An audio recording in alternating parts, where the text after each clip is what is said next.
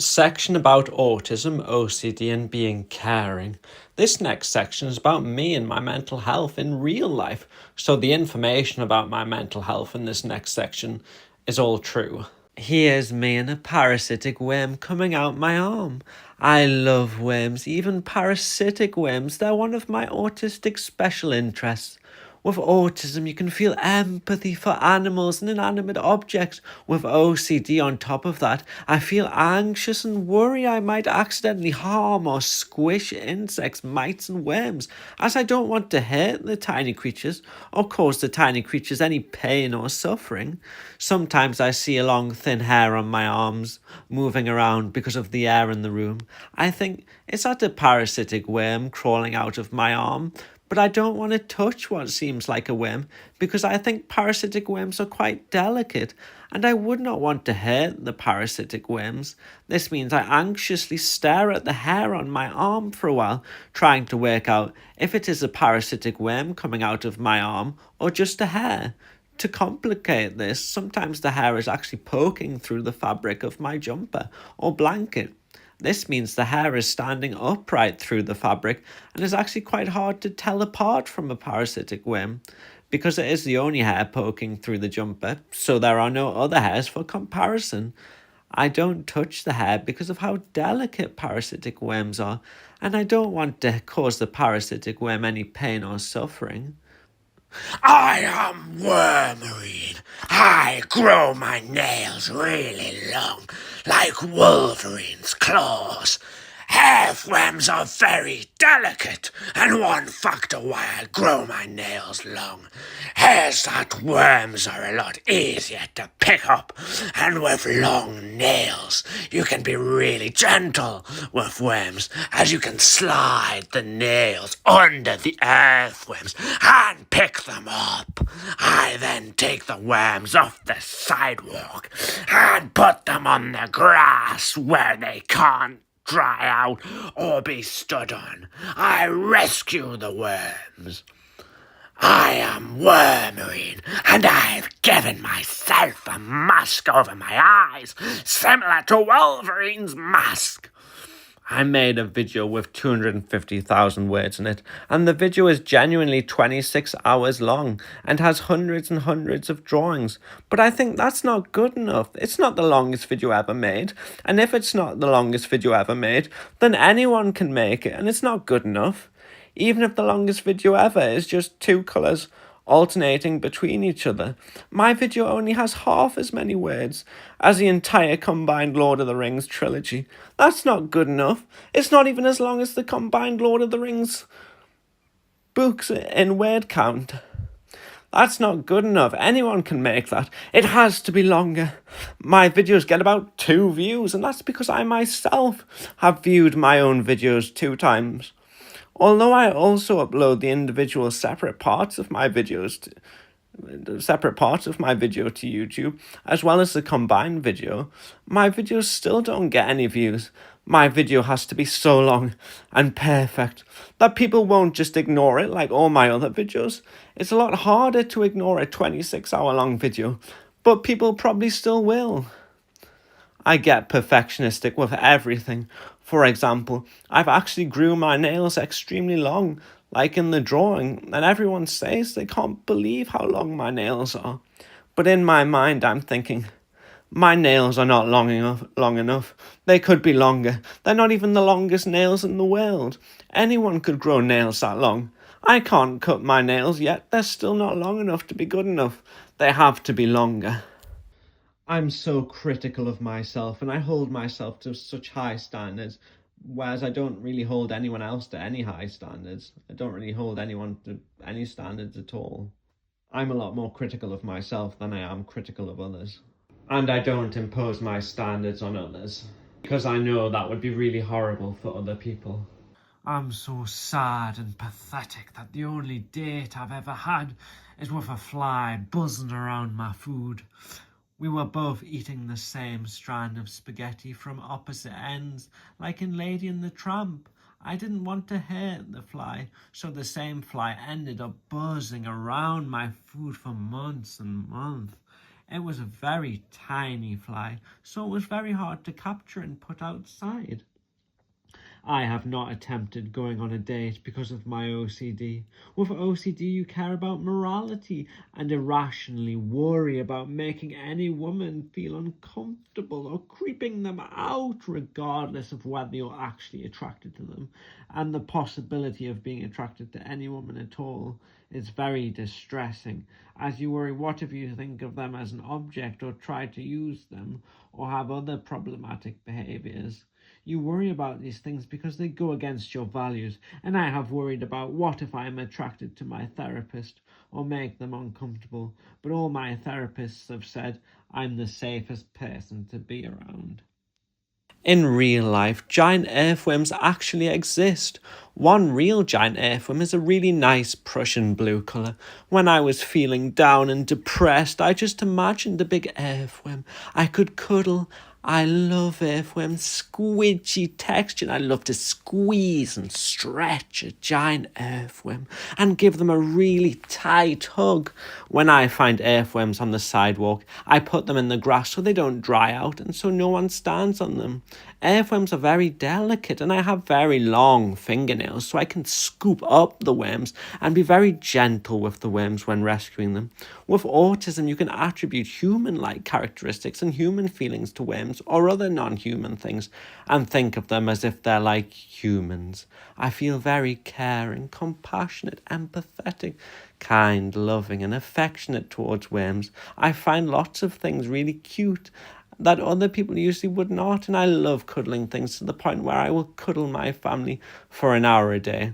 But my medication gives me high levels of a hormone called prolactin. Prolactin increases when you have a baby, and it gears you towards looking after the baby. My prolactin is too high, and I therefore have to reduce my tablets. With OCD, I feel extreme distress, because if my prolactin reduces, will I be less caring and empathetic? Will I not have a strong acute response? Will I not want to cuddle things as much? With perfectionism, I don't even want to be 1% less caring, or I would not be good enough, and I would not be able to live with that.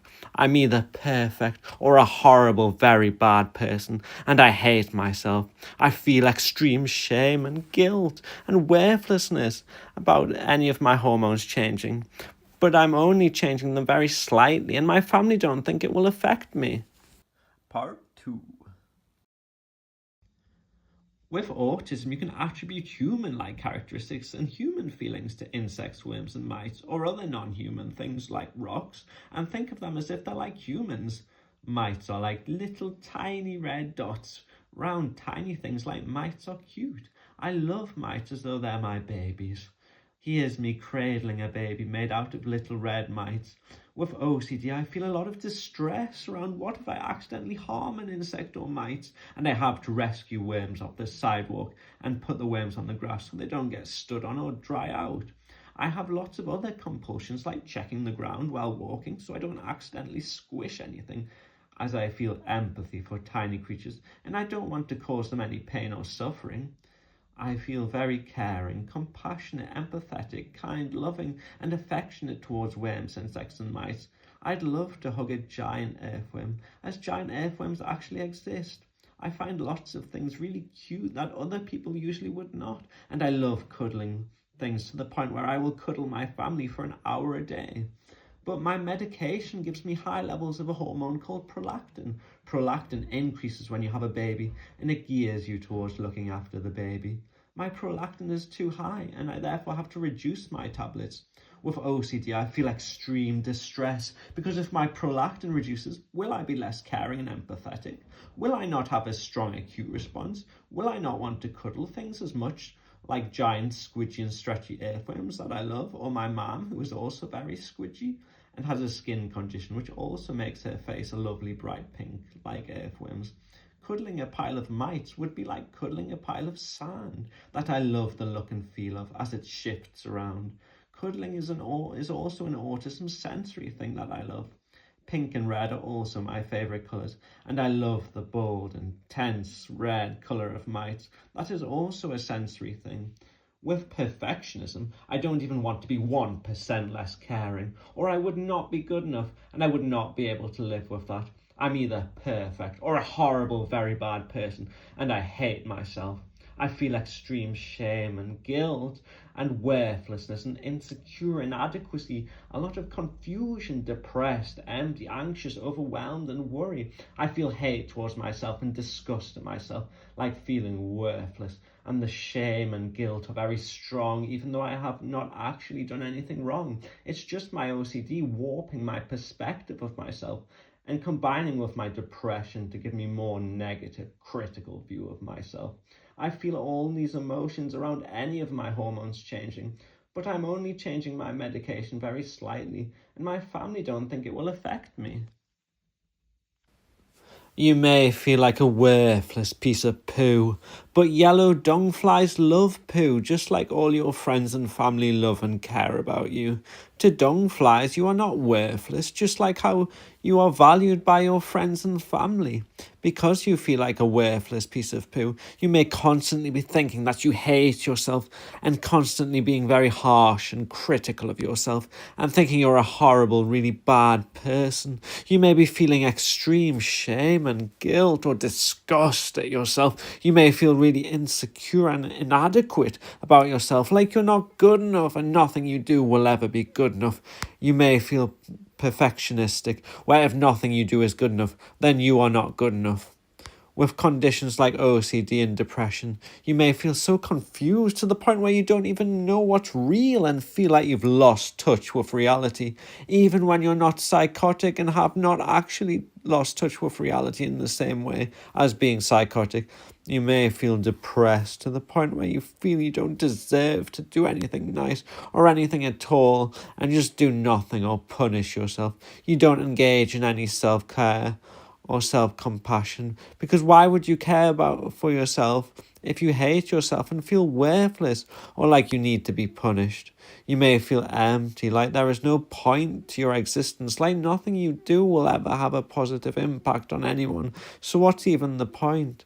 You may feel extreme anxiety, overwhelm and worry about who you are as a person and that you have to urgently figure it out. Mental illnesses can warp your perspective of who you are as a person. You may feel extreme shame and guilt, even though you have not done anything wrong. You may feel shame and guilt because you're such a good person. And if you were a bad person, you would not care so much about being a good person in the first place. If you've been ill for so long, it can be very hard to even see how mental illness can warp your perspective of yourself because you don't know what it's like to not be mentally ill. Even if you are a piece of poo and you think you're worthless, all the dung flies know that's not true, just like how your friends and family know that's not true, and all your friends and family think the world of you, even if your perspective is so warped that you cannot emotionally understand that. And look at dung flies' big cute eyes and how fluffy dung flies are. Dung flies are adorable, just like how a pet might love you. And how bright and vibrant yellow dung flies are. I love yellow dung flies. And my family and friends just as much as they love me. My mum has an extremely squidgy face and body. My mum also has a skin condition that makes her face bright red and bright pink. With autism, I really like the colour pink and squidgy things. It's a sensory thing, and that's why I love earthworms and my mum so much. They're both pink and squidgy. I love them for the same reason. When cuddling my mum, I want to squeeze my mum until her eyes pop out. I say to my mum, I'm going to very gradually squeeze you harder and harder, so tell me if this starts to very slightly hurt, so I can stop before it gets any worse and hurts properly. No matter how hard I squeeze, it never actually hurts my mum at all, even though I'm squeezing her as hard as is humanly possible for me. She's so squidgy that it does not even affect her, and instead it ends up hurting me a lot because I'm exerting myself so much trying to squeeze her. Because of my medication, my levels of the hormone prolactin are too high. Prolactin has similar effects to oxytocin. Oxytocin can make you more empathetic, generous, and give you more warm, fuzzy feelings. I'm really worried if I reduce my medication and my prolactin level comes down, then I won't be as empathetic and generous, And I hope I don't get any less warm, fuzzy feelings. If I don't get as many warm, fuzzy feelings, I may find things less cute. I may feel less loving and affectionate, and I may want to cuddle things or people like my mom less. I may find my mom less cute as I find my mom really cute in an innocent way, like I would a dog. I also don't want to be any less sweet or cute, but my family all say that reducing my medication should not have any effect on my personality and should not make a difference if my prolactin levels come down. I love playing with Mum's squidgy loose arm fat gets called bingo wings, and my mum is like a cute little gliding squirrel. I want to stretch my mum's arm fat out like dough and roll it with a rolling pin and cook her and gobble her up. My mum is like a gelatinous blob that changes shape when you squeeze her. You can manipulate her and she molds to you when you hug and squeeze her.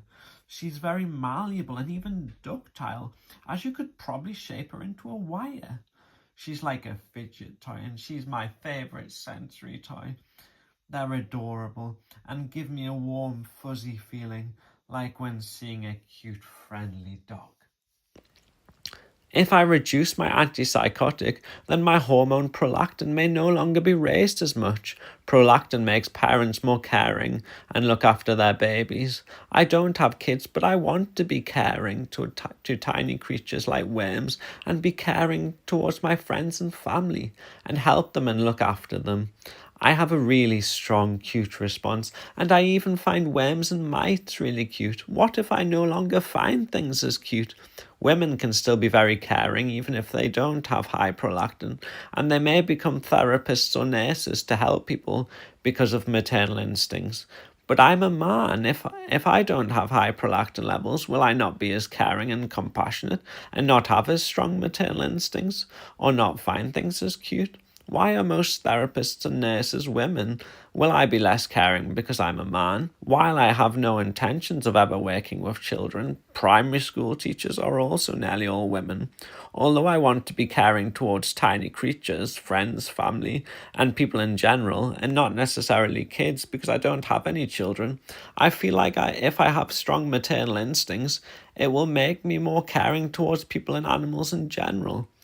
I cared for my grandma with Alzheimer's 30 hours a week, and I never got any money or paid for that. But when I was my grandma's carer, I had high prolactin. I won't have high prolactin anymore. I feel a lot of shame and guilt just for being a man, and I worry I'm a bad person. Let's peel back my mum's flesh. So the first thing we're going to have a look at is the adipocytes, which are fat cells in the bingo wings. So these are look like little yellow round balls, and these are the cells, and they have like a black dot to the side of them, which are the nucleus. Next, we're going to move on to the rolling pin, which is made of wood. And inside the rolling pin, you have little tunnels made by woodworms, which are insect larvae. So the little woodworms burrow into the wood and they'll have their tunnels. My mom has the skin condition rosacea, which makes her face red and pink. And inside my mom's cheeks, we have the blood vessels and we have the dark purple round things, which are immune cells, I think, associated with rosacea and inflammation. Next, in the head, we have the pituitary gland, and the pituitary gland releases prolactin. And so I'm worried about how having less prolactin will affect me. Will it make me less caring? And the pituitary gland has two main lobes, so it just looks like it has two lobes in the drawing. And now we move on to the torso. So Mam is even more pink and squidgy on the inside with rounder parts like cells and alveoli. So in the torso, we have lungs, which are squishy and full of air. And we have alveoli and lungs, which are like clusters of round balls. And round things are cute, and I like the shape of round things like my mom's head. And my mom's head is really round and pink and squidgy. It's like a round ping pong ball. Part 3. My mum is like a flump marshmallow. Mum is a fluffy lump, or flump for short, and I used to always call my mum a flump. My mum has the look and feel of a flump marshmallow, and I love to sink into her and be absorbed as shown in the picture. I'd love to take a bite out of mum like a marshmallow. I used to call my mum Flumple Frizzle Fuzzle Fluff. I love squishy things like marshmallows and my mom. Autism can affect your senses, and so a lot of my interests are to do with sensory things, like the look and feel of things. For example, I love the colours pink and red, and I love the feel of squidgy and fluffy things. I like cute things, the shape of round things. I love small or tiny things. I like weird things. I like the look and feel of grainy things. For example, sand, sandstone, and a pile of mites. The main character in my videos, my pet rock, is made of sandstone. And sandstone is made of grains of sand. And in my story, everything is made of mites, like everything being made up of living grains of mites. On the topic of rocks, I especially like round pebbles, and when I did a 2.5 hour long video about rocks being conscious and the neurology of rocks, a very large portion of that was my theory as to why rocks are round. I have a special interest in earthworms, and my mom because they are both pink and squidgy. My mom's head is also very round and cute. I'm especially interested in mites because they are red, round, and tiny. I'm especially interested in amoebas because they are squidgy and tiny. My mom also wears fluffy clothes. I am interested in fluffy moss and the microscopic hairs on geckos' feet. Geckos are also especially cute, and I was more interested in geckos than any other lizard. It is odd because small or tiny things are cute. Round things with soft edges are cute. Squidgy and fluffy things are cute, and I like the connotations of pink, like it being a caring colour. But pink is also associated with youthful qualities or cuteness. It is weird that sensory things I like are also qualities that make something cute. Because the hormone prolactin gears you up for looking after babies, I really hope that when I reduce my prolactin, that I will still like cute things just as much. As well as sensory things, there are other factors that determine what I'm interested in. Usually I can't have an autistic special interest with that same special interest also connected to OCD in some way. For example, before I was that interested in earthworms and mites, I already had OCD compulsions around rescuing worms and making sure I did not accidentally squish or harm mites. OCD can give you more empathy and an emotional connection to things like earthworms and mites, which may lead to a special interest in them. Emotional connections in general can lead me to becoming very interested in things or people. For example, I had a special interest in my mom, who I'm very close to. You can form emotional connections to your family and friends in general, and I've always been very interested in mental health. This means that I have a special interest in a condition called borderline personality disorder, which a couple of my friends have. I find one of my friends' mental health very interesting as they have this condition.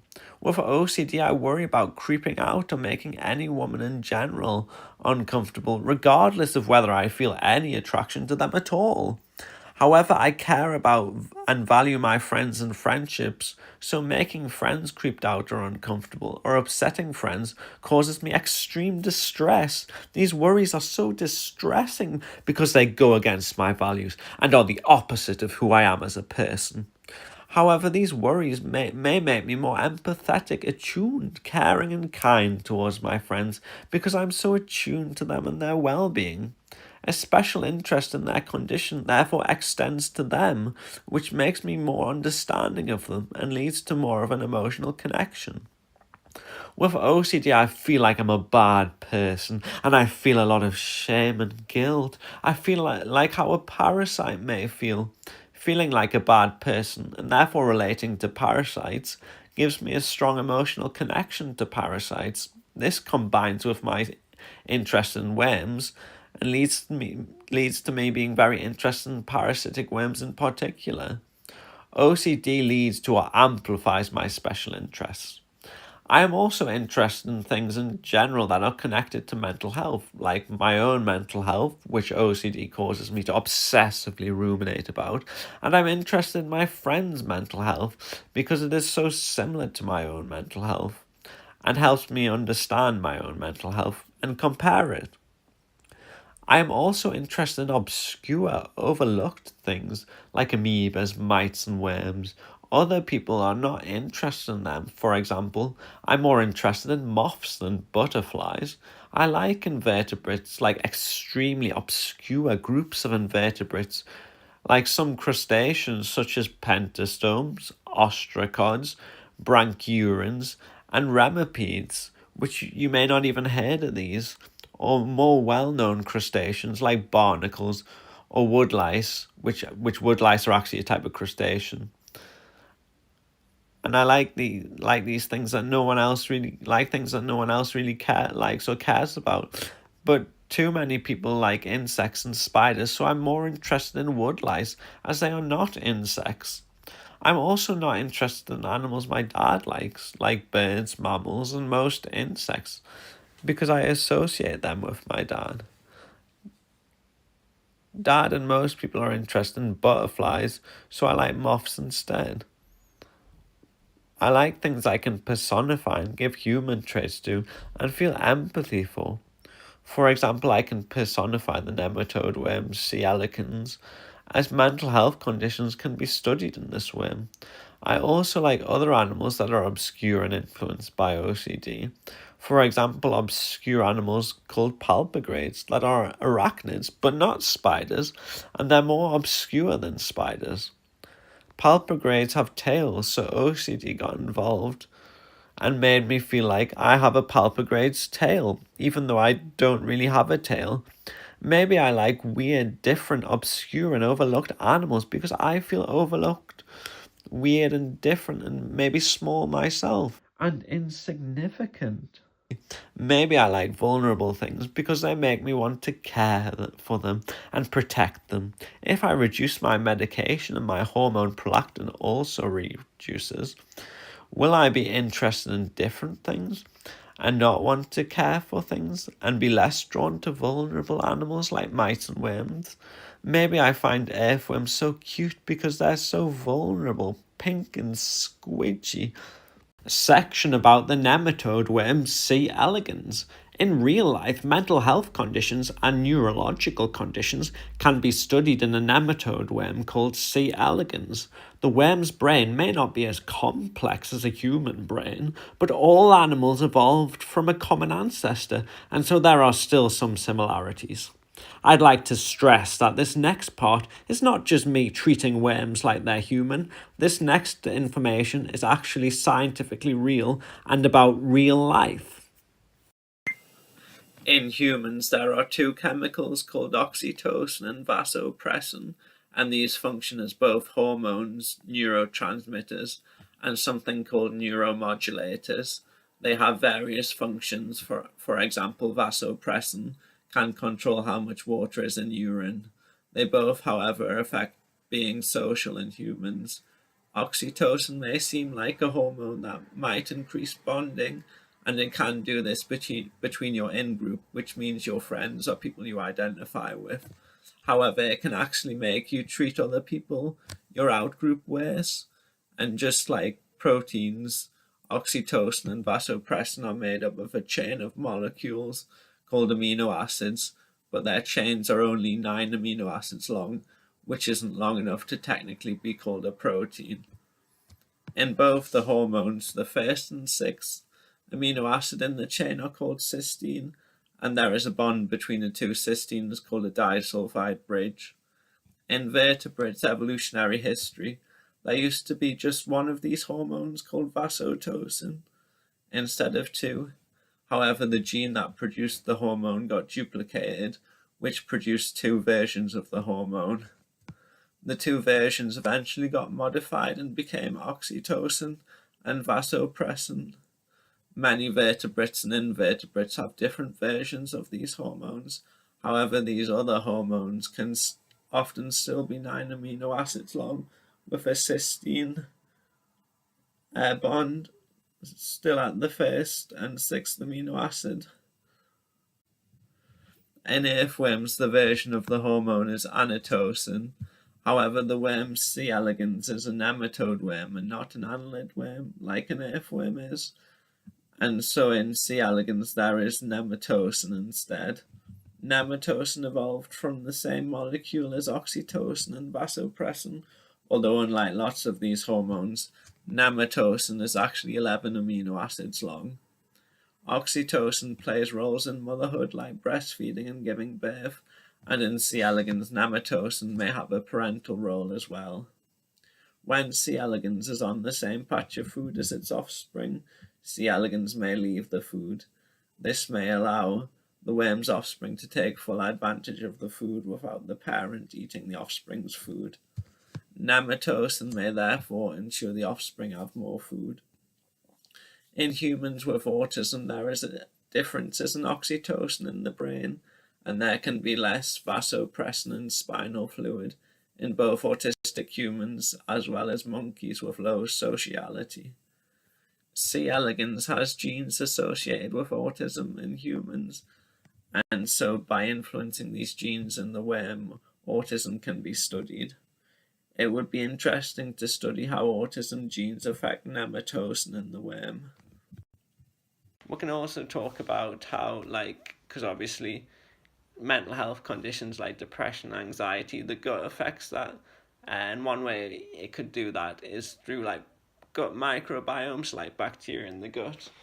So I might talk about how the gut affects the brain in C. elegans, the worm. So this is important for depression, anxiety in humans. So we've got the NSM neuron here. So you can see it's got 3 branches. And the nematode worm called C. elegans has a neuron called NSM neuron. And this neuron has 3 branches called neurites. One branch reaches into the gut and detects if the worm has eaten food. And food causes the 3 branches to release serotonin. The released serotonin causes the worm to slow down and turn more so that it can remain in the same area and exploit the food source. So now we're going to talk about OCD. So this first part is just in humans. So OCD is a condition where someone may obsess and feel distressing emotions about something bad happening, and then may perform a compulsion to prevent the bad thing happening. The compulsions feed back into the cycle of obsessing and then performing compulsions, which makes obsessing and performing compulsions repetitive. Although serotonin medications can treat depression or the anxiety seen in OCD, glutamate is the most common neurotransmitter in the brain and may be involved in conditions like OCD or psychosis, which is why ketamine, which affects glutamate receptors, can treat OCD but also bring about symptoms of psychosis. So now we're going to talk about OCD in worms. So in C. elegans, the worm, there is a gene called GLP-1 which affects glutamate. So C. elegans has a neuron called AVA, and normally glutamate is released onto this neuron. The glutamate is then removed from the space between neurons called a synapse, and some C. elegans have mutations in their GLP-1 gene. The mutation prevents C. elegans from properly removing glutamate from the synapse, and this means there is glutamate left over in the synapse, which causes the worm's AVA neuron to fire. So this extra activation of the neuron causes repetitive behaviors in the worm, just like an extra activation of the OCD circuit in humans causes repetitive behaviors in humans. Part 2. In part 1 of this section, we discussed worms in real life. Although part 1 is all real, and I therefore did not need to personify worms, in this next part I talk about the science of earthworms and nematode worms to create a worm version of the fictional Disney film called Inside Out. So although the previous part was not made up, this next part contains an element of fiction as well as fact. Inside Out is a film where each emotion is a character inside someone's head. Here's Inside Out, but with earthworms. Instead of emotions as characters, each cluster of the worm's nerves, which are called ganglia, are a character. The worm's cerebral ganglia is in green, and this is like its brain, which is a character shown here. The worm's subpharyngeal ganglia is in blue and is a character. This ganglia is like a postman relaying messages. The worm's segmental ganglia, which each control a segment of the worm, are in red. These characters are running in their worm wheels. The brain sat in a thinking pose. They had a long flowing white beard and a turtleneck sweater that had a large collar like that of earthworms. They could not watch Rick and Morty due to earthworms not having good vision. However, they loved to ponder over the vibrations the show's audio gave off. They thought very deeply about such vibrations. Air was flowing into the worm's burrow and drying out the worm. The worm needed to find something to clog up the burrow and therefore prevent the draft. The worm found a leaf. The brain said, "To pick up a leaf or not to pick up a leaf? That is the question, is it not?" The postman ganglia asked to help and asked for messages to give the other segments ganglia. The brain replied, "My dear boy, you are but a mere thread in the tapestry of life, a single drop of water in the symphony of ripples. You are as much use to me as a photograph to worms who cannot see such things. I shall pick up the leaf unaided. This type of leaf is new to me. Such novelties lead a breath of fresh air into our lives, a type of fresh air that does not warrant covering the burrows of our minds. Alas, though, a different type of leaf is no match for my superior intellect, for regardless of what leaf they are, I drag them by their pointed tip and not their stalk. No matter how pointed a leaf is, my intellect is always sharper. I control the front tip of the worm. The worm's apex is under my jurisdiction. It only seems fair that the pinnacle of the worm, its brain, should control the pinnacle region of the worm. I shall drag the leaf with the tongue-like prostomium. I must bear the burden of this task, as no one else can match my sophistication and skill of manipulating the leaves." The postman ganglia said, "My lord, how are we going to get the leaf back to the burrow? You need to give me instructions to give each body segment's ganglia, so I can help coordinate the worm's movements." The brain responded with, "I was appointed at this task, and this task is therefore mine, and mine alone." The postman ganglia replied with, "Yes, but I have received messages from each body segment's ganglia, saying the worm is drying out. We need to take the leaf back to the burrow quickly." The brain replied with, "All in good time, my servants. The worm had to move. They were open to predators, and they were drying out." "All right," said the worm's brain. "I shall give you the instructions. Please try not to taint my vision of how this task should be carried out." "Thank you, my lord," said the postman ganglia. The postman gave the instructions to move back to the burrow to each of the segment's ganglia. The segmental ganglia ran in their little worm wheels, and each segmental ganglia controlled one segment of the worm. With the help of the postman, the worm was able to coordinate its movement. The worm clogged up the burrow with the leaf, and the brain said, "Maybe I've been too harsh on you. In the words of the great philosopher that is myself, teamwork makes the dream work." Non-fiction nematode worms are different to earthworms.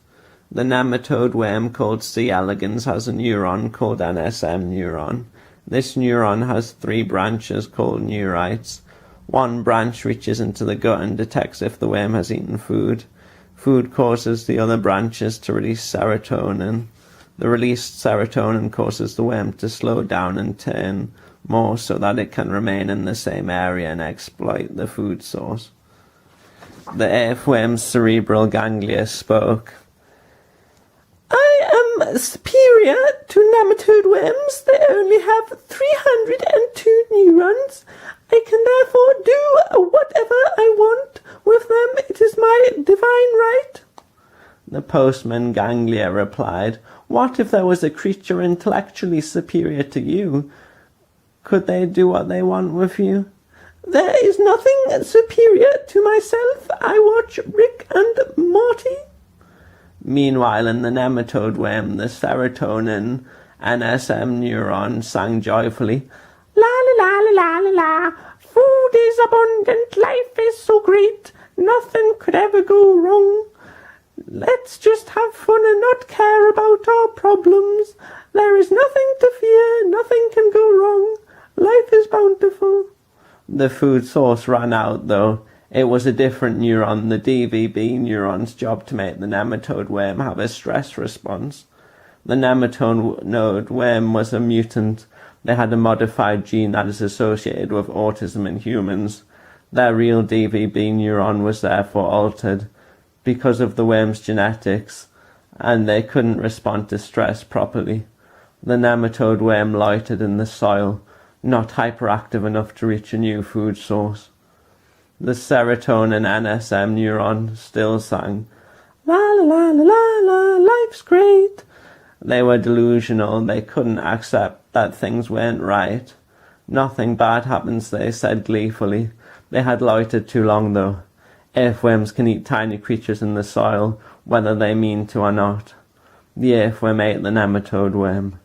The earthworm's cerebral ganglia still thought nematodes were small and insignificant, and that they could do whatever they want with them. Bits of grit like grains of rock in the earthworm's gut rushed to give the nematode a hug, to grind up the food. But the grains didn't understand. They were being too rough. The grains liked grinding up on things and got a real inappropriate thrill. Then, the vibrations of a huge creature such as that of a mole reverberated through the soil. So, something bigger than myself, thought the cerebral ganglia. We need to get away now. The earthworm threw up the soil it had eaten, along with the nematode worm. The earthworm was now lighter and could get away. The cerebral ganglia spoke. I guess there was a creature greater than myself. The fact that I thought I was above everything and on top hindered me from understanding the lower creature's perspectives. When I realized this, that's when I agreed to throw up the nematode worm. The nematode's serotonin neuron said, Well, I guess I've learned things can always still go wrong, no matter how good you're feeling. How good or bad the world in reality is, not dictated by your mood, it just feels that way. The grains thought the nematode excited the stomach and left us. They mustn't have enjoyed our grinding. We've learned not to grind on things without their permission. The grains exited the worm through the worm's poop. They left their grinding ways behind. In the end, the nematode worm would find a food source. I can only speculate that it was bacteria growing on the tomato on a discarded pizza, half buried in the soil. The nematode worm, being autistic, thought, It better be a plain margarita pizza. Obviously, this story has to be scientifically accurate, so if the pizza wasn't plain and contained too many spices, the spices may limit bacteria growth. Nematodes eat bacteria, and that's why margarita is a good choice, because it may contain more bacteria. The earthworm's brain spoke. I thought I was special. I thought the world revolved around me. I was one of the chosen people imbued with value and purpose. But really I'm just a speck in the grand scheme of things. My life is meaningless. worm descended into nihilism. They became very depressed. It was summer, but the bright sunlight dried them out, and the ground was dry, hard and callous. The worm never came to the surface much, and became isolated, deepening their summertime seasonal affective disorder. They sat in a depressed posture, with their shoulders hunched over, and their head held down. They thought, "Burrow entrances should be clogged, but this feels empty. Worms drag some leaves by the leaf's pointed tip, but I don't see any point to dragging the leaf." Everything was pointless and meaningless to them. They thought, "I don't want to feel emotions anymore. They make me feel weak. I want a strong body that can endure the harsh reality of the world and everything it throws at me." Scientists were experimenting with earthworms. They put the worm's nervous system in a cold, mechanical vessel, one where emotions were inhibited. Their brain and nervous system were visible at the tip of the worm. A cyberworm, like Cybermen from Doctor Who. The worm's brain could finally feel strong. They felt superior, ready to upgrade the other worms. Their dream had came true, but they were unable to feel happiness ever after. They had fallen back into their selfish need to feel superior and special. Here's another section about pet rocks. This next video is the first video I ever made that had any pet rocks in it at all. This was made in 2022, so no AI was used in any of these next pet rock videos. I added a golden hour filter to make it nostalgic. Warning, this video is not appropriate for kids.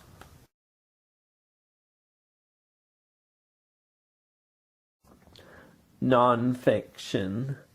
Halotrichite is a mineral that can look like hair. Trick means hair. Fiction. I'm not sure how clearly the hairy parts are in halotrichite, but if you have a pet rock, you could give it hair and say it's meant to be halotrichite. I made arms out of sandpaper to give a sandstone look. I gave the pet rock armpit hair, which is meant to be the real hair-looking mineral halotrichite.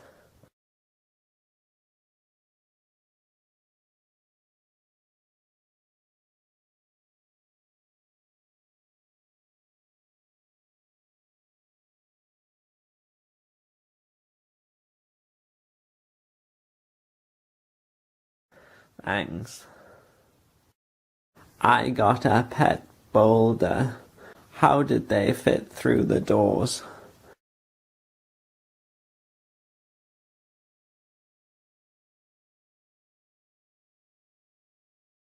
This pet rock has developed sentience and has taken over my bed.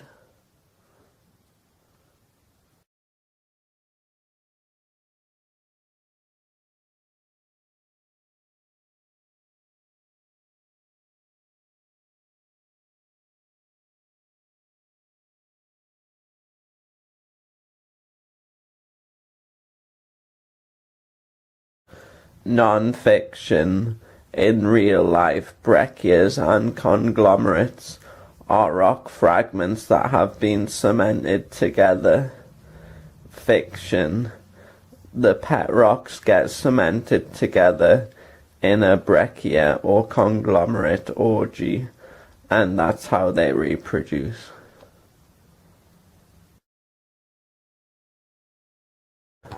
In real life, some furry mammals, like marsupials and echidnas, can be born pink and hairless. My pet rock had a baby, and like those animals, the baby was pink and didn't have the halotrichite hair. For the baby, I coloured a piece of quartz pink, Like real rose quartz, the pet rock carried its baby around on its back.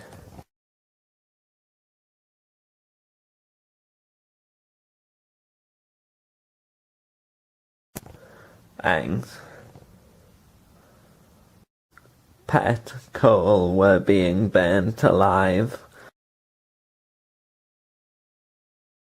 This triggered an uprising of the pet rocks. The pet rocks decided to infiltrate society. They entered the workforce.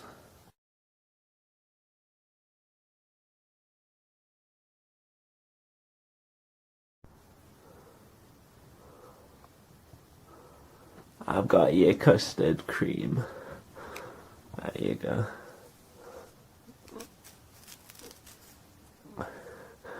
The inside looks like, I'll show you. It's sort of like a rock custard cream he has.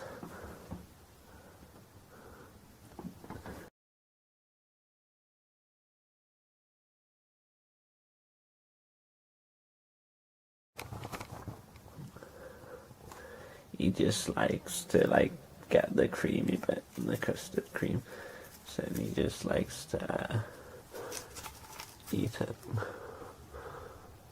So he just likes it there.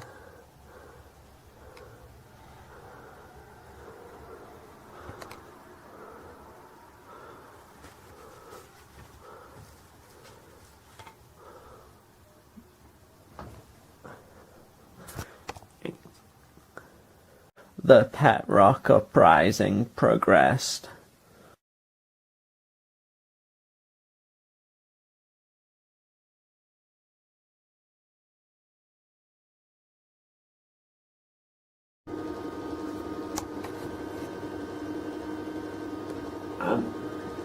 I'm just filling up the bath. I think I can hear someone.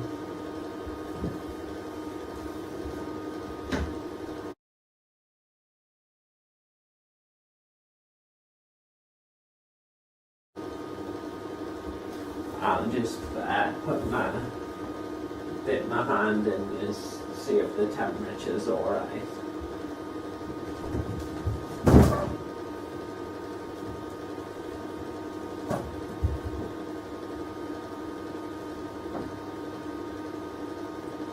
Someone's pulled me in. Help, help.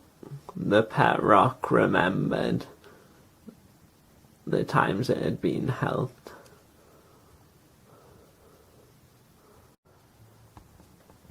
Your nose is running. I'll wipe it for you. Oh, it's hardened into amber.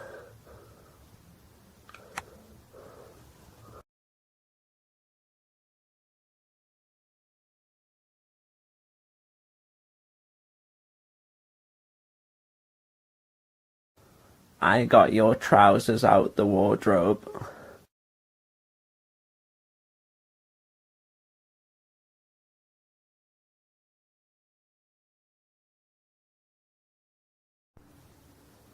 The pet rock got out of bed.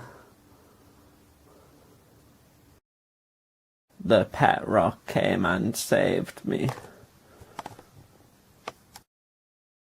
We agreed I wouldn't refer to them as a pet anymore. Thanks for watching. I hope you enjoyed. Part 2. As time has gone on, it has been thought more animals may have consciousness. This has been thought in animals less related to humans.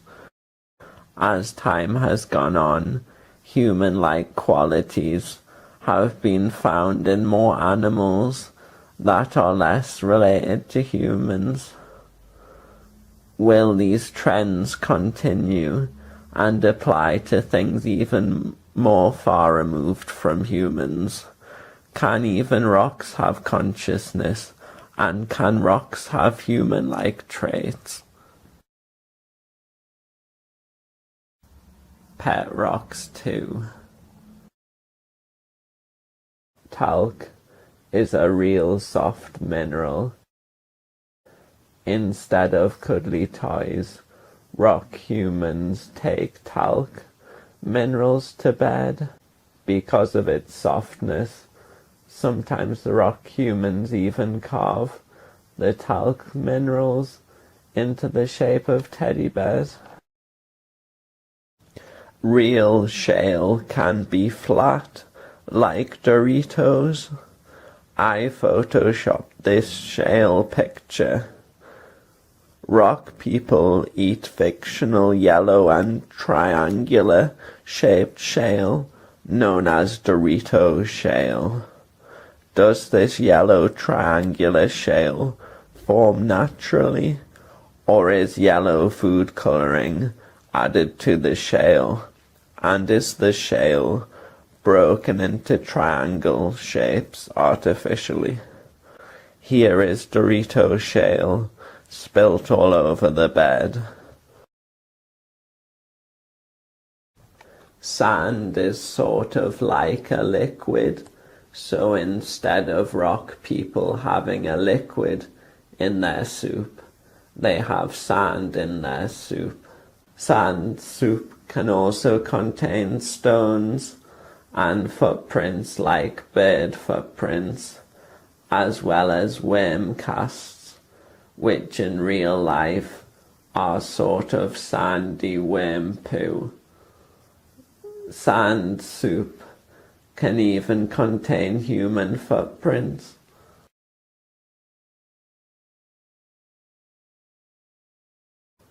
In real life, beaches can contain coal dust.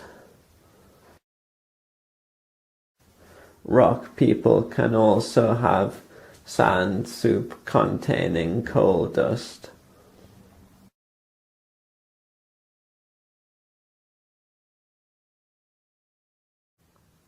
During the humans versus rocks conflict, pet rocks were punished by being turned into structures like stone walls and stone bridges.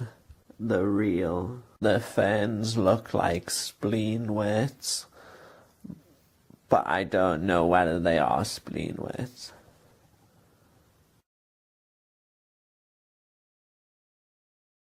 The ferns look like the pet rock's hair.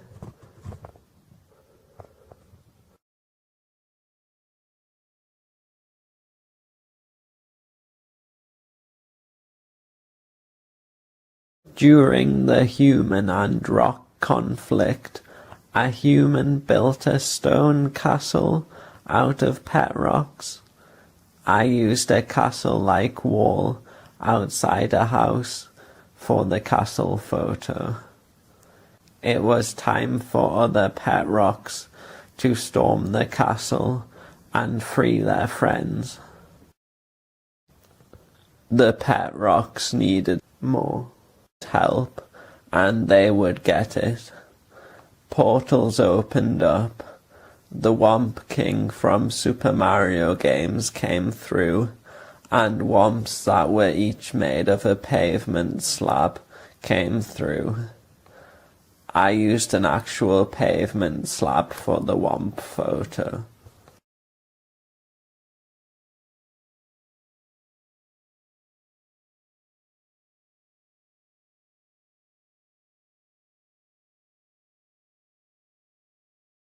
The pet rocks took over the castle.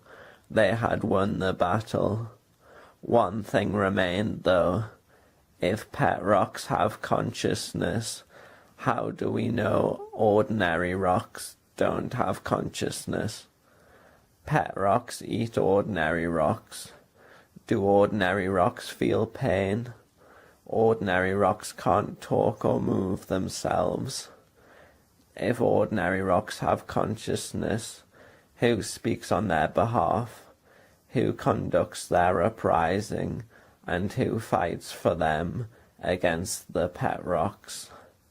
Real animals can't defend themselves either, though. whereas some humans and some pet rocks can defend themselves. The human against pet rock conflict had ended. Pet rocks have consciousness, but in the coming years, research was being done into whether ordinary rocks have consciousness. Ordinary rocks can't move, so robotic bodies were built for the ordinary rocks or minerals, and the rocks or minerals could control these bodies.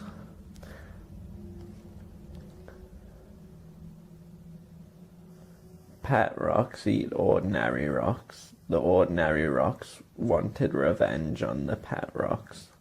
With the aid of the robotic parts, an ordinary rock spoke and said, "Pet rocks have to eat rocks. We don't have to eat. If we kill the pet rocks, no more rocks have to be eaten. Once they're dead, no more pain for us or them." They finished speaking. The pet rock against ordinary rock conflict was about to start.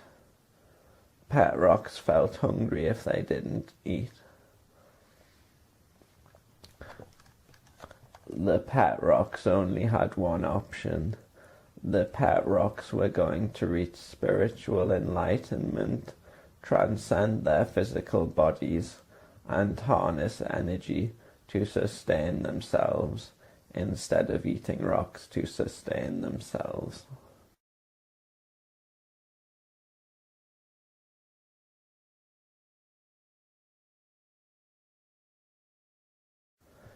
Before they did, it was time for my pet rocks to say goodbye to me. They hadn't eaten and felt hungry, but they stayed with me as long as they could.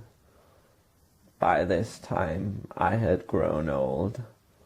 We had had lots of good times and times of peace. We said goodbye, and the conflict was averted.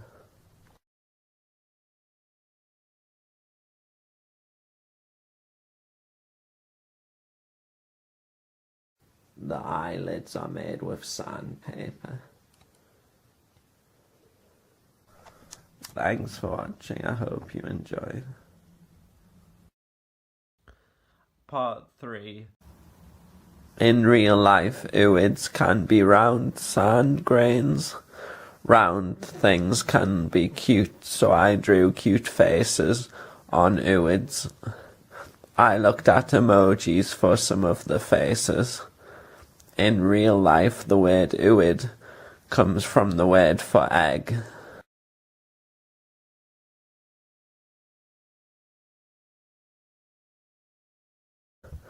Some of them are asleep,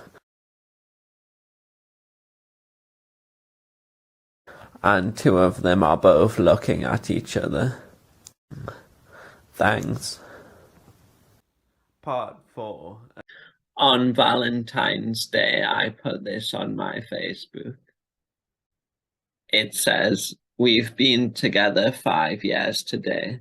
I can't believe I'm spending Valentine's Day with the love of my life, my pet rock." Just joking. A later day, I put on Facebook and it says, "I'm so happy to announce that me and my pet rock partner have had a baby." Thanks. So this lecture's on how boring was the boring billion. So I think we'll just, so it's just for pet rocks, so we'll wait for more pet rocks to filter in so I can give the lecture. Oh, here's another pet rock. And here's this another pet rock's just joined the lecture.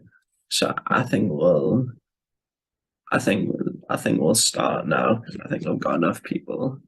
So hi, so you can see me in the corner giving the lecture up here.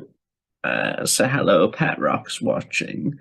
I can see you at this side. This will be recorded, so I hope you don't mind appearing in the lecture. Thanks. So, introduction. The boring billion took place between about 2 billion years ago and about 1 billion years ago.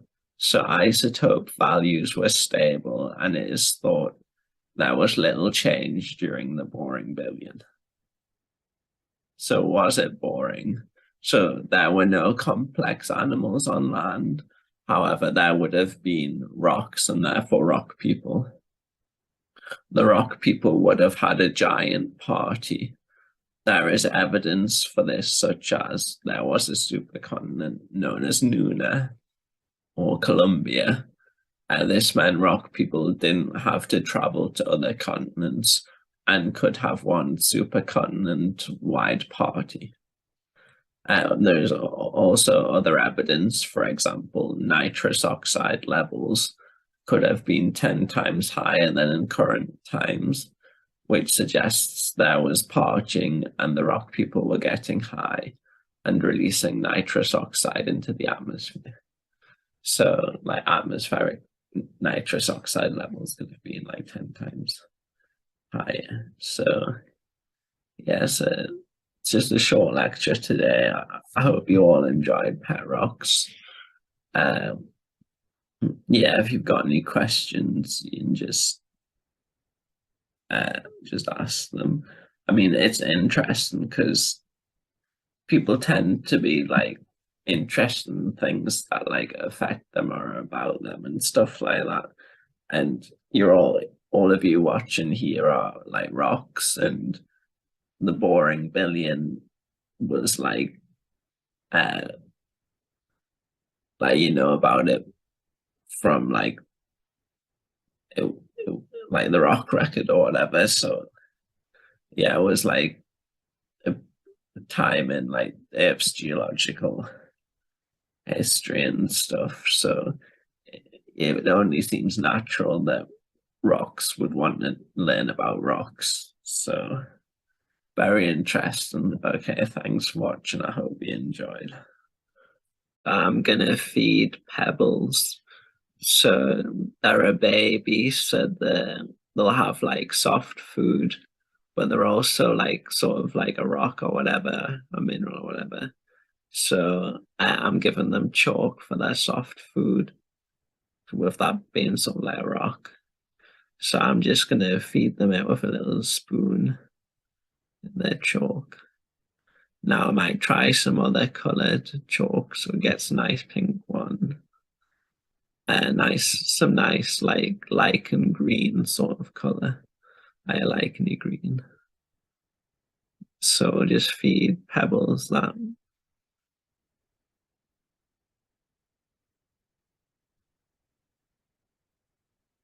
Yeah, so hopefully they've liked that food. So now I'm gonna breastfeed Pebbles. So I've just got them there, just put them there. And then they should just get the milk out. Okay. Yeah. Right. Okay, and then I'm done. Yeah. Maybe a bit longer. So I've just removed Pebbles, and it looks like they now have a milk mustache. I took Pebbles to the shop and put Pebbles in a shopping cart/trolley. Becoming a dad has really changed me.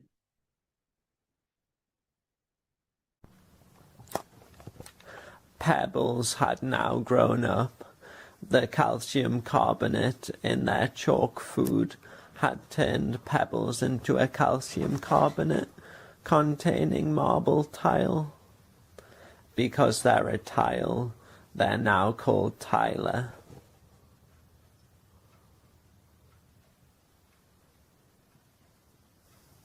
My eyes are a bit multicolored in real life, I think, and so Tyler gets their eyes from me.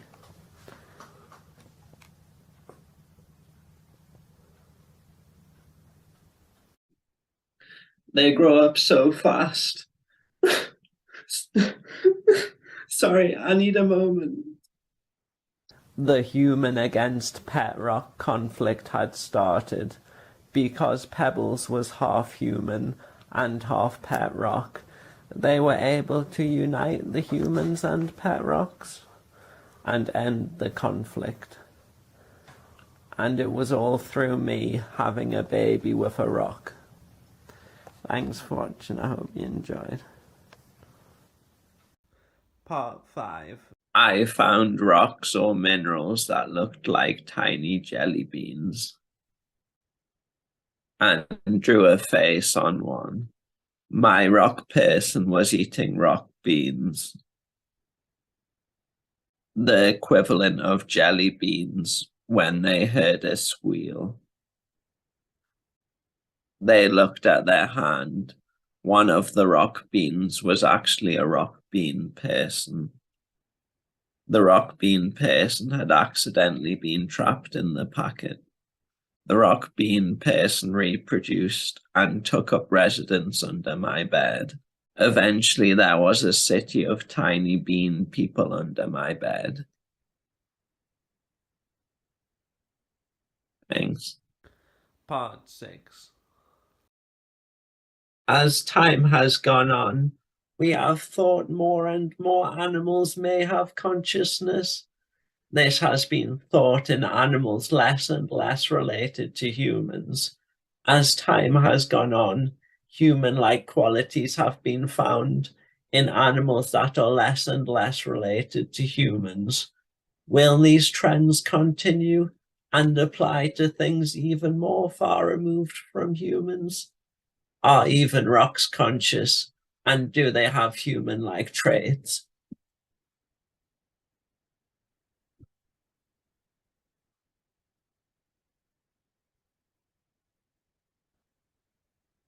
Conscious organisms can self-regulate and oppose changes to their environment.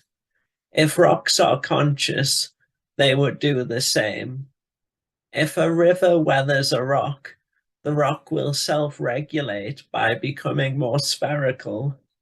Spheres have the lowest surface area to volume ratio, which means the rock will have less surface area to be weathered and the rock will be weathered less, therefore opposing the change of a weathering environment like a river.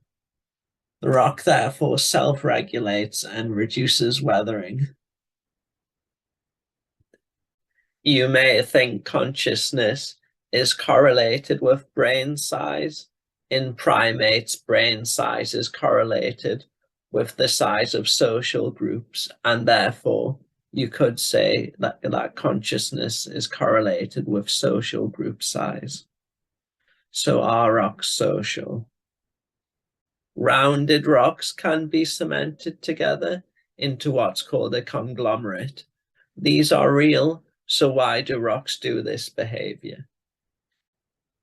When rocks get weathered due to rivers, they become smaller in order to self-sustain themselves and not get weathered further. The rocks cement themselves together.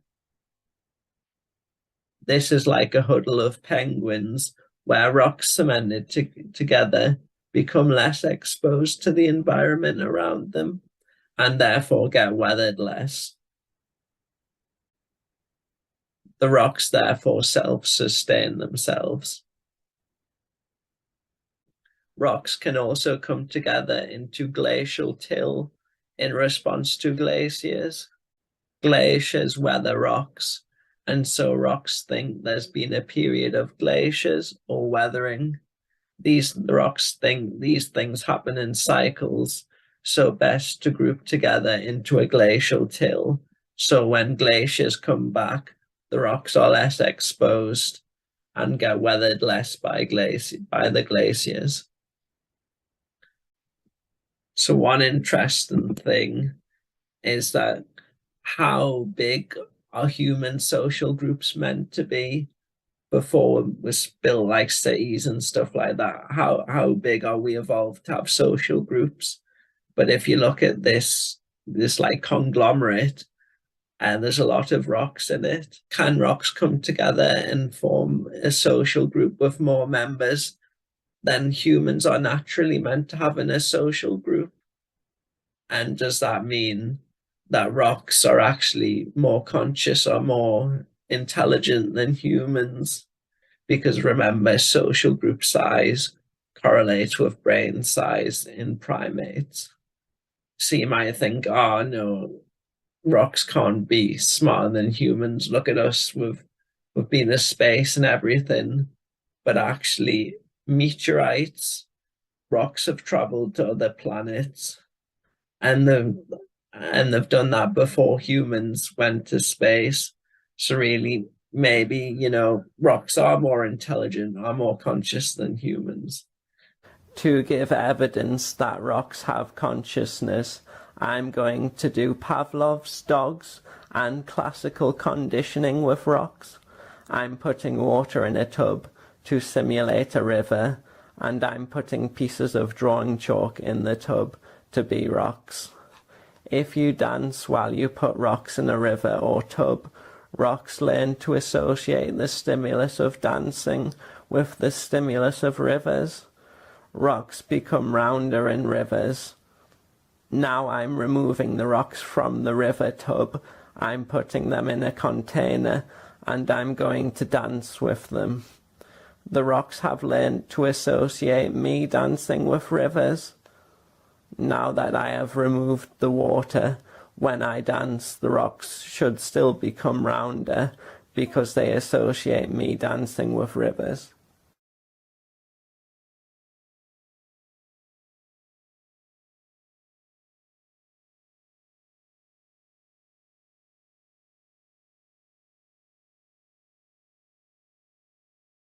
It looks like the rocks have become rounder, which would support this. Someone who disagrees with me may say rivers make rocks bang into each other, which makes them rounder, and me dancing with the container also made the rocks in the container bang into each other, making them rounder. Thanks. Part 7. Non-fiction. In ecology, biological organisms that are K-selected tend to live longer, reproduce slower, and live in more stable environments. Biological organisms that are R-selected tend to have shorter lifespans, produce more offspring, and live in unstable environments. If we were to use the criteria for rocks, are rocks on Earth and rocks on the Moon R or K selected? There is no atmosphere on the Moon, and the surface of the Moon is weathered less. Therefore, the rocks have longer lifespans than on Earth. This suggests K selection for rocks on the Moon and R selection for rocks on the Earth. There is no tectonics on the Moon, and so the surface of the Moon isn't replaced by new rock as quickly, and the amount of craters shows this. This means rocks on the Moon reproduce slower, which is like in K selection, and on Earth rocks reproduce quicker, which is like R selection. Because the Moon's surface stays the same due to a lack of weathering and a lack of tectonics, there is a more stable environment in a way on the Moon, and so this is also like K selection. The rocks on Earth live in a more unstable environment in a way, and so are more R selected. So the rocks on the Moon are more K selected, and the rocks on Earth are more R selected. K selected organisms put more effort into raising offspring in real life. On the Moon, rocks that break off larger rocks and are therefore offspring shouldn't be transported away from their parents by wind or rivers, and so rocks on the Moon should stay with their parents for longer, which indicates K selection. With age comes wisdom, and with parental care comes passing down knowledge to the next generation. What could the rocks of the Moon achieve? In the future, Robotic bodies will be built for ordinary earth rocks and minerals to make them more mobile.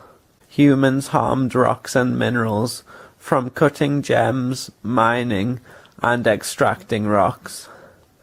Earth's environment also weathered rocks a lot.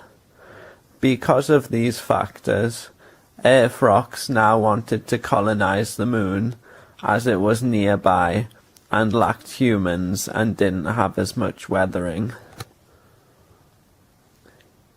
How would the highly advanced ordinary rocks native to the moon react? The number of Earth rocks merely walking on the moon would weather the moon. Surely the Earth rocks would be no match for the rocks of the moon if war broke out. The moon's native rocks didn't have robotic bodies, but some had accumulated a vast knowledge of reality itself, and this small hidden minority had powers over reality, like telekinesis. This meant they could move objects with their mind. The ordinary rock civil war broke out. The Earth's rocks versus the moon's rocks. Previously, the pet rocks had reached spiritual enlightenment and abandoned their bodies. This was so they didn't cause ordinary rocks pain by eating them. Pebbles, being half human, could eat human food, but everything is conscious, so Pebbles also abandoned their body.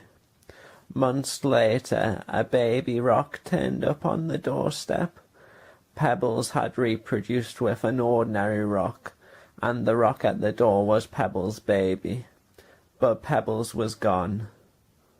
Would Pebbles Jr. ever see their parent? In real life, meteorite rocks can actually fossilize, and their primary minerals can be replaced by secondary minerals. Part of Pebbles' old body fossilized into a new rock. Pebbles was reincarnated as an ordinary rock. In the end, this Pebbles and their child, Pebbles Jr., would finally be united. This may take a while, and would come to pass if a quicker solution was not reached. Although the moon does not have weathering from wind or rivers, I didn't realize about space weathering, where the moon is weathered by solar wind, which is high-speed hydrogen and helium atoms, and the moon is weathered by micrometeorites. These processes don't really happen on Earth. Mercury is closer to the sun than the moon, and so is blasted with solar wind more, and micrometeorites are also affected, because that dust is falling into the sun and increases speed by the time it reaches Mercury. I think this may mean Mercury is space-weathered more than the moon in my story, because I think there is more weathering on Mercury than the moon. The rocks from Mercury want to move to the moon. They invade the moon and join forces with the Earth rocks. The moon's knowledgeable rocks were outnumbered. They had to protect their home. The moon rocks were so knowledgeable they could reach spiritual enlightenment, abandon their bodies, but then return to their bodies. The moon's rocks needed help. They abandoned their physical bodies and went to the spiritually enlightened dimension. They spoke to the pet rocks that were now there. The moon's rocks said to Pebbles, "You have a child. Help us protect the moon, and we can allow you to interact with the physical world in your ghostly form." Pebbles didn't like the idea of war, but wanted to see their child.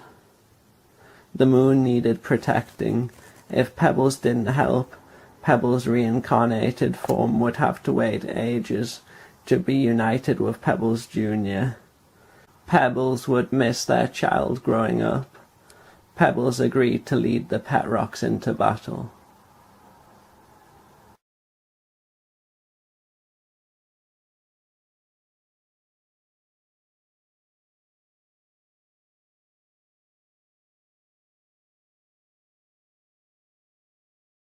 The moon's native rocks and the pet rocks had won.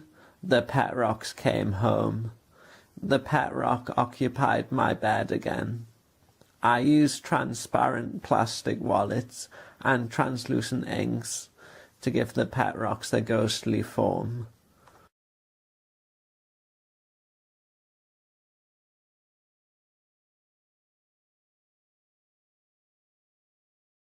Pebbles could now hold Pebbles Jr.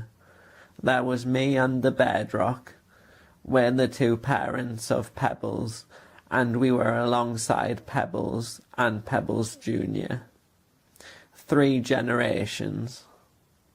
The pet rocks now have an extra 4th parapineal eye, as well as the 3rd pineal eye they got from spiritual enlightenment. This is like a real prehistoric 4-eyed monitor lizard. I've tried to incorporate some science into this video, so hopefully the video has been plausible and grounded in reality. Thanks for watching, I hope you enjoyed. Part 8. This is my pebble I called Pebbles Jr.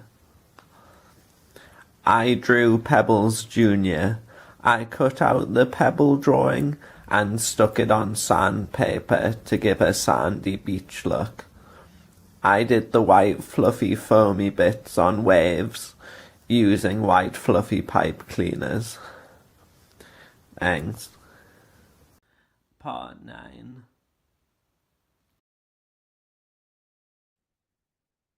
So this is my child, they're like a rock, and basically you might say, well, hang on a minute, like, your child can't be a rock, can they? But actually I've sort of got evidence that this child called Pebbles is like my child. So they were just like a kidney stone I had, so I was sort of like pregnant with them. But anyway, so this rock is my child, and the evidence that I have is a letter I got from the doctors, and basically it says, Dear Mr. Carr, so it says, I have levels of a certain hormone have been elevated. Okay, so I went to the doctors, and they said, they actually did say that I had elevated prolactin levels. Now, like, for those who don't know, when you have a child, you can have higher prolactin levels, and this actually, the time of this letter and appointment coincided with when I made my first my first video, or like sort of like the first time I had made pebbles and stuff. So like, yeah, so I think that's like evidence that, well, actually, you know, your child can be a rock, and you know, you like, yeah, so those who say, oh, your child can't be a rock, like, just like, well, how do you explain this? Because like my prolactin levels genuinely were high. So, and when you have a baby, you can have high prolactin levels, and the timing perfectly coincides. Okay, thanks. Here's another section about hairy pipe cleaners. This is another very early section from when my sensory special interest was hairy and fluffy things. That's how my Pet Rocks videos started, because I became interested in the hairy mineral halotrichite. I liked hairy animals and hairy plants, but I also just liked anything that was hairy, fluffy or furry.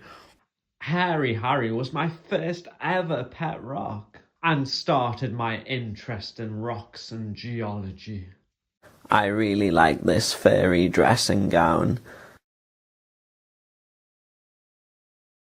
And I really like this fluffy top. I also have a fluffy coat hanger. Because these are all fluffy or furry, I made pipe cleaner versions of them for my pipe cleaner aliens. I made a fluffy dressing gown that has a dressing gown cord like dressing gowns. I also made the fluffy black and white top, and I made the grey fluffy coat hanger. I trimmed the hairs off the pipe cleaner for the part of the coat hanger that isn't fluffy.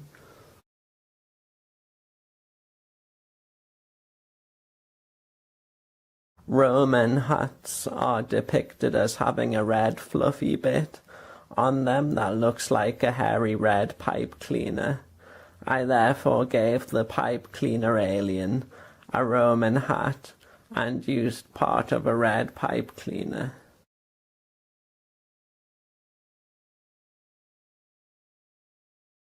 I used furry pipe cleaners to give one of the aliens a furry fox leopard hide.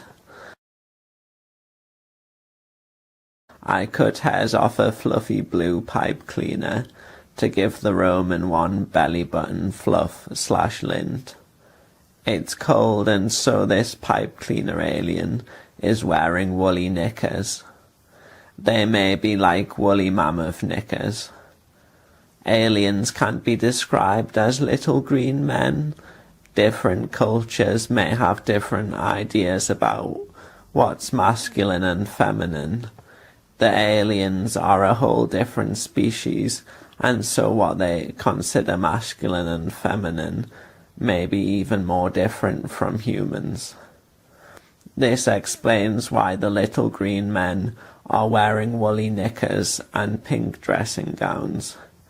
However, some of the pipe cleaner aliens may be female, like the Roman.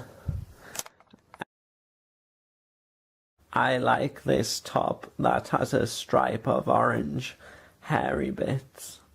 The pipe cleaner aliens had bought the rock person a top. It was a version of that top, but with orange hairy pipe cleaners where the orange hairy bits are on the top. I only stroke the pipe cleaner part. The alien had their pipe cleaner dressing gown on. The rock person wished they had a mineral talc top as opposed to a tank top. The balloon person had a "I've had my vaccine" sticker on, but had deflated since receiving the needle. They had a nice little cuddle in bed with their soft clothes.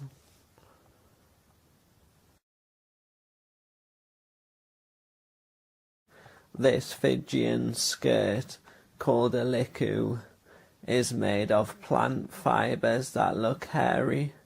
I therefore made the skirt out of hairy pipe cleaners.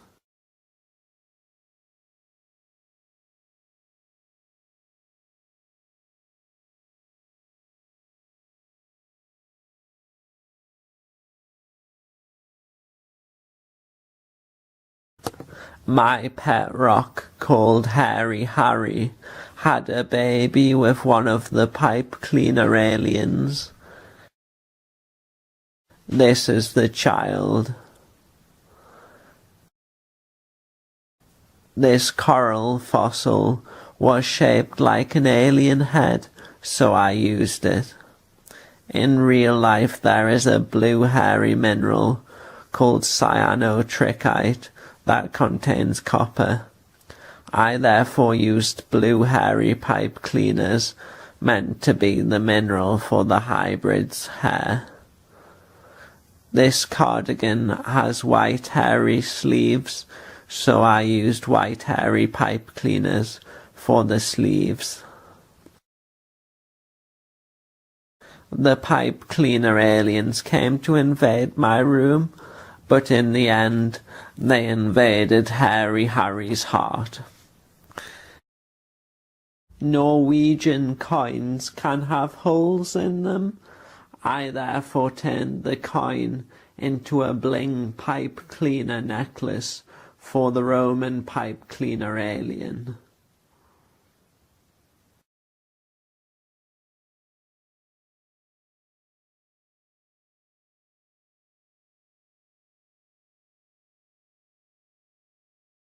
I actually hung the rock person's top on the washing line, and I hung the pet rock pipe cleaner alien hybrid's smaller top on the line as well.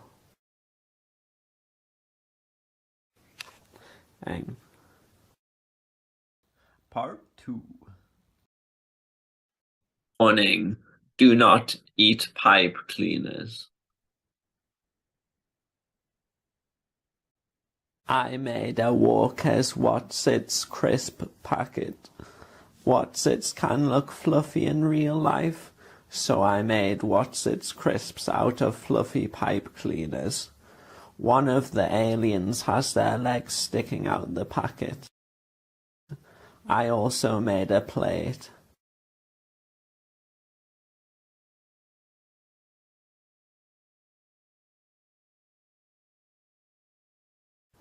There's another alien inside the packet.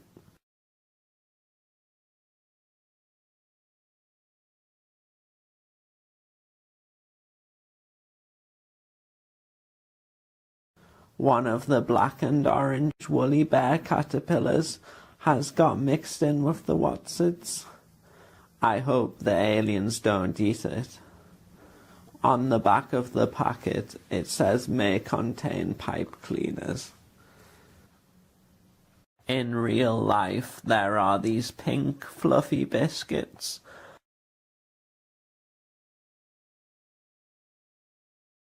I made the fluffy biscuits out of fluffy pipe cleaners. The pink bits on the real biscuits are like a row of bumps.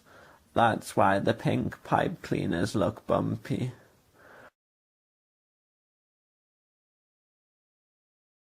There is also a red bit in the middle with pink hairy bits on. I also coloured part of the cardboard red and put pink hairy bits of pipe cleaners in the middle.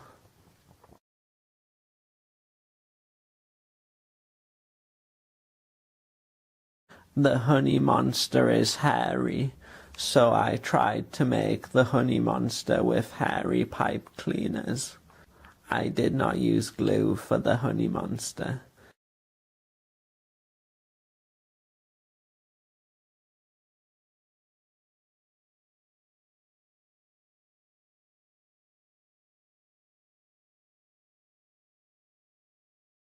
In real life, red velvet cakes can look fluffy, so I made a slice of red velvet cake using red fluffy pipe cleaners.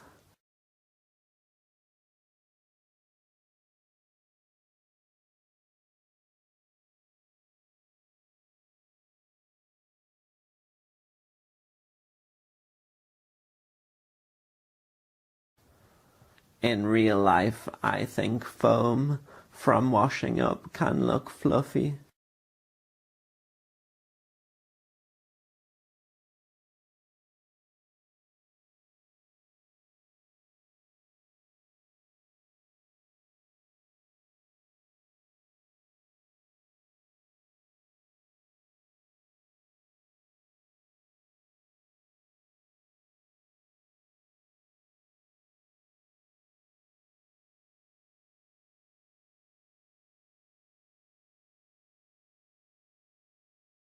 I therefore made foam out of fluffy pipe cleaners, and I made a plate to go with it. The plate in the kitchen I made next to the sink is meant to have been washed and therefore has pipe cleaner foam on it. The green part on dish sponges sort of looks fuzzy like pipe cleaners, so I replaced the green bit on a dish sponge with green pipe cleaners. The sponge is for the buffet's dishes, and you've already seen that one dish has already been washed.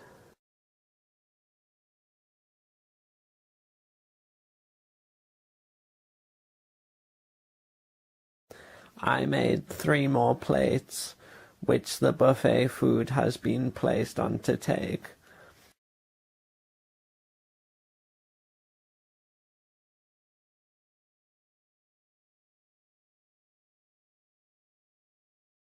I made the Pringles man and made their hair and hairy mustache with hairy pipe cleaners. I thought I'd run out of brown pipe cleaners, so I wetted a water-soluble pencil and coloured in white pipe cleaners. The Pringles man and Honey Monster are sitting down eating the food at the buffet.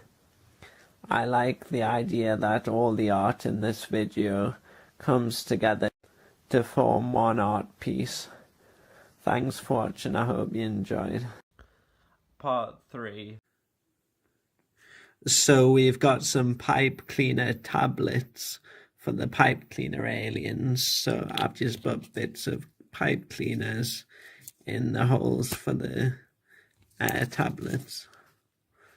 Ooh, so one's popped out. So you can see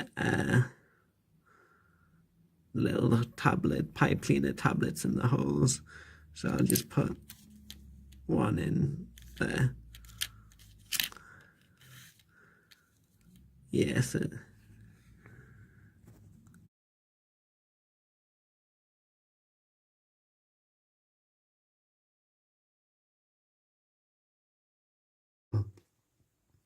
Blue tablets may have a more calming placebo effect in real life, but the aliens being a different species, the tablets might make the aliens angry instead.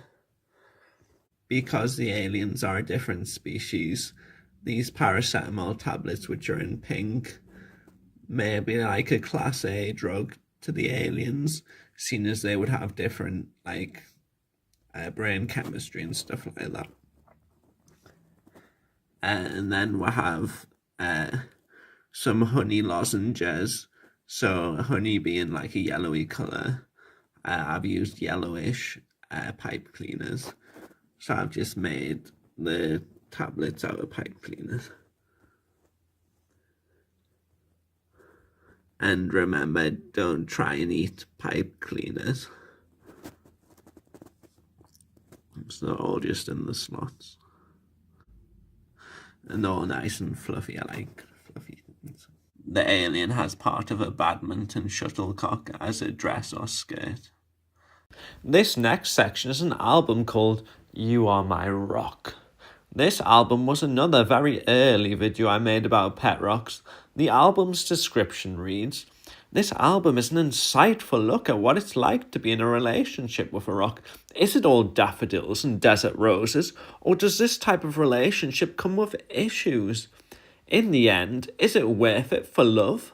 I added a pink filter to this album for love. So I'm just here with my rock partner, and I've been going out with them for quite a while. So I just want to sing some love songs to them. Yeah, so that's what I'm gonna do today. So I just gotta put that to work.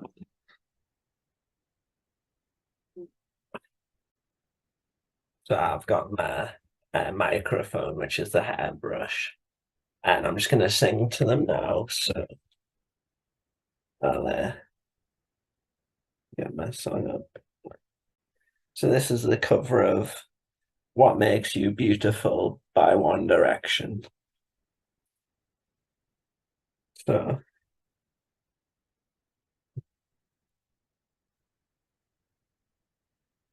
I'll just start singing now. Look here. We all it we don't